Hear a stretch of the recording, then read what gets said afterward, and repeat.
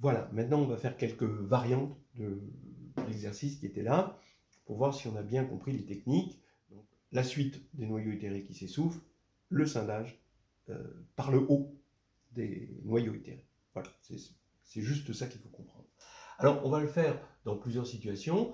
D'abord, si on avait dit indice 2 en dimension maintenant n au lieu de 4, ben, vous faites votre petit dessin de tableau de Young, d'accord, et vous dessinez. Il faut mettre des boîtes, là, qui vont correspondre à ker, à une base, en quelque sorte, attendue de ker de U, puis ker de U2, qui va être égal à E tout entier, mais comme la suite s'essouffle, il y a moins de boîtes, hein, plus on monte en étage, moins il y a de boîtes. Alors, ben maintenant, on remplit par le haut, toujours pareil, c'est-à-dire qu'on prend une base d'un supplémentaire de ker de U dans E, et là j'appelle 1, 3, 5, jusqu'à 2L-1. Alors oui, évidemment, je mets des impairs parce qu'il va y avoir les paires ici. Hein, je vous rappelle que ker de U est de dimension K ici, et L, ça va être N-K. Forcément, c'est le rang, donc c'est le nombre de boîtes qu'on a au deuxième étage. Voilà, et bon, maintenant, une fois qu'on a ça, on montre que, étant donné qu'on est dans un supplémentaire du noyau, eh bien, U restreint au sous-espace engendré par cette partie libre là, va être injective, donc l'image de cette partie libre va être encore libre, et je la complète en une base du noyau. Voilà. Et ça va me donner, quand je vais numéroter ma base 1, 2, 3, 4, 5, 6, etc., 2L-1, 2L, et puis ensuite jusqu'à 2L plus 1 jusqu'à K, eh bien, ça va me donner cette matrice-là. Et c'est facile de voir qu'on a des classes de similitudes toutes distinctes selon le tableau qu'on a fait, ou selon la matrice, si vous préférez, que l'on a fait. Donc, important, ce qu'il y a de bien avec ces tableaux, c'est que en horizontal, c'est comme des mots croisés, vous avez une lecture horizontale et une lecture verticale. La lecture horizontale vous donne les noyaux itérés, la suite qui s'essouffle des noyaux itérés, et en lecture verticale, vous avez bien les matrices de Jordan, les C2 ici, les LC2 que vous voyez ici, et les 0 ici que vous voyez. Comme c'est pas au programme, vous pouvez pas dire ben, tiens, je vais le faire avec les tableaux de Young, c'est pas au programme, mais par contre, rien ne vous empêche de les mettre sur le brouillon et de faire votre construction avec ça comme pattern. Bon, alors maintenant, une autre variante. U est nilpotente. Toujours pareil, on est en dimension n, et on a juste que la dimension de ker de U, c'est 1, c'est une droite. Bon, de toute façon, ça ne peut pas être 0 à partir du moment où c'est nilpotent. Alors, dans ce cas-là, qu'est-ce qui se passe? Eh bien, on commence par regarder la suite des noyaux itérés. D'abord, faisons-le avec les tableaux de Young. À partir du moment où, là, au premier étage, vous allez avoir une seule case, parce que vous avez ces quarts de U, là, ici, au deuxième étage, vous devez avoir moins de une seule case. Donc, c'est soit 0, soit 1. Mais ça ne peut pas être 0, parce qu'il faut atteindre n. Donc, vous êtes obligé d'en mettre 1. Et vous êtes obligé d'en mettre 1 jusqu'à ce que vous ayez atteint n cases. D'accord? La dimension 2. Voilà. Donc c'est ça l'idée. Maintenant, comment vous le faites, évidemment, vous utilisez toujours le fait que les noyaux itérés ont des dimensions qui s'essoufflent. Donc ici, vous avez 1. Là, vous avez comme codimension de lui dans lui quelque chose d'inférieur à 1. Et ici, toujours pareil, inférieur à 1.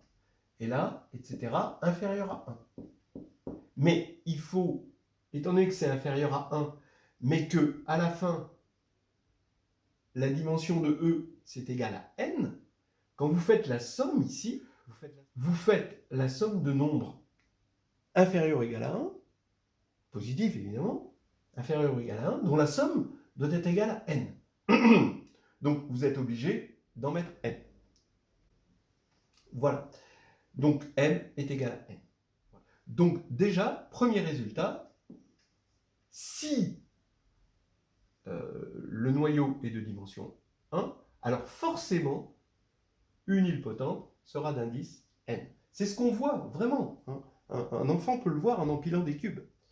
Alors maintenant, on passe à la partie scindage des noyaux itérés. C'est-à-dire que je vais partir par le haut et je vais prendre E1, un supplémentaire de ker, E1 qui engendre un supplémentaire de ker de UN-1 dans E. C'est-à-dire ici, j'ai n, et je vais prendre ici un supplémentaire de lui dans lui. Donc je pars de E1, et maintenant je vais construire par récurrence ES plus 1 égale U de ES. Donc ici je vais avoir 2, etc. La n-1, la n, voilà. Et je vais construire ma base en itérant U. Et étant donné que E1 est un supplémentaire de ker de U n-1 dans E, ben on va voir que E2 sera dans ker de U n-1, bien sûr, mais il ne sera pas dans ker de U n-2, par l'absurde par exemple, etc., par récurrence. Et on voit qu'à chaque fois, on obtient une partie libre. Pourquoi une partie libre? Parce que tant qu'on n'est pas arrivé dans le noyau, on est dans un supplémentaire du noyau. Et quand on est dans un supplémentaire du noyau, ben, U, l'induit, la restriction à U est injective. Donc forcément, l'image d'une partie libre est une partie libre. Comme on est parti d'une partie libre, ben, on va avoir que des parties libres, sauf quand on arrive là et qu'on va vers 0, parce que là on est dans le noyau. Vous remarquerez au passage que E est un espace U cyclique, puisqu'il y a un générateur, il est engendré par E1. E, c'est le plus petit sous-espace qui contient E1 et qui est stable par U. Et donc on va avoir comme matrice la matrice de Jordan, d'accord, que je vous ai écrit ici, hein, dans cette base, ordonnée comme ceci. E1 va vers E2, E2 va vers E3, etc. Et puis En va vers 0. On reconnaît le bloc de Jordan, ou alors on reconnaît la matrice compagnon de x puissance n, etc. Donc ça veut dire qu'il n'y a qu'une seule classe de similitude de matrice nilpotente telle que la dimension du noyau est égale à 1. Ça c'est important. Ça s'appelle aussi le bloc de Jordan indécomposable. Maintenant, troisièmement, si U est nilpotente d'indice 3, l'histoire de changer de l'indice 2, où on a toujours cette petite astuce, im de U est inclus dans ker de U, ça ne marche plus après. Hein. Alors, U est nilpotente d'indice 3, et on est dans E de dimension 6. Bon, voilà, l'histoire de se faire un petit frisson. Non, vous êtes fou, arrêtez! Et ben voilà, regardez, ça veut dire que indice 3, ça veut dire qu'on a 3 étages, au moins en premier lieu. Là, et en dimension 6, ça veut dire qu'il faut que je mette 6 boîtes. Donc ici, j'ai cette possibilité-là. Ou alors, je fais tomber cette case-là ici. Vous voyez. Et ensuite, je fais tomber cette case-là ici. Et vous voyez qu'il n'y a pas d'autre possibilité assez facilement si on veut avoir de moins en moins de boîtes au fur et à mesure que l'on monte dans les étages, et si l'on veut qu'il y ait 3 étages au minimum. Voilà.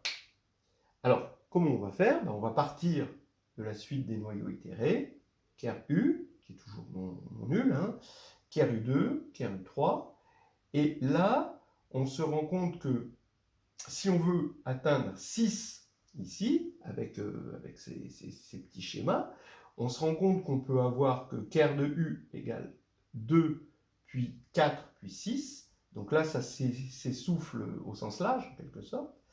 Là, ou alors 3, 5, 6, ou alors 4, 5, 6. Bon, je vous fais confiance, vous pouvez regarder, et vous voyez que par élimination, c'est les seules possibilités. Voilà.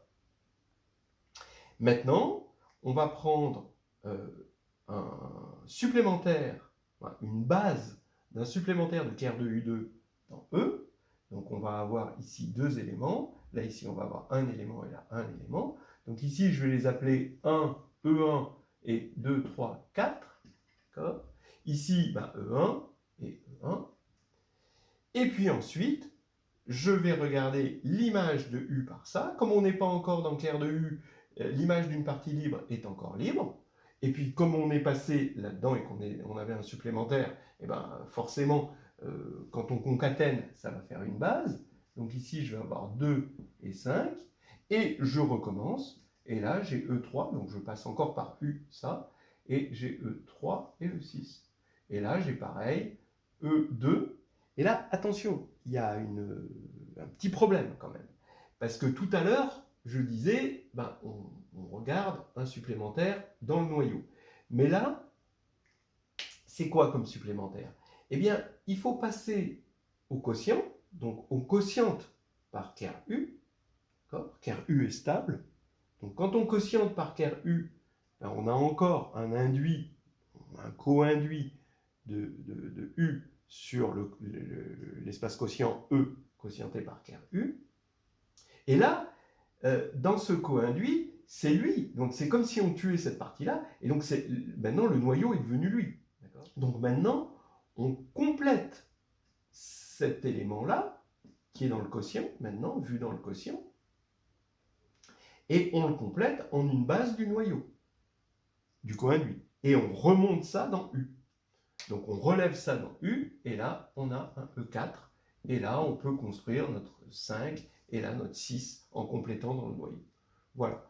Donc là, ici, c'est pour ça que c'est intéressant cet exercice, c'est parce qu'il y a ce cas-là, on est obligé de regarder dans le quotient, c'est-à-dire on fait un théorème de la base incomplète, comme on avait fait ici, mais c'est un théorème de la base incomplète dans le quotient.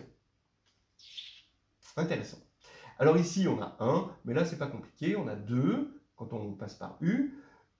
U de E2, c'est E3, mais maintenant, E3, il est dans le noyau, et on complète E3, alors c'est toujours non nul, parce que libre envoie libre, on l'a dit plusieurs fois, et E3 est dans le noyau, non nul, donc libre, et on le complète en une base du noyau.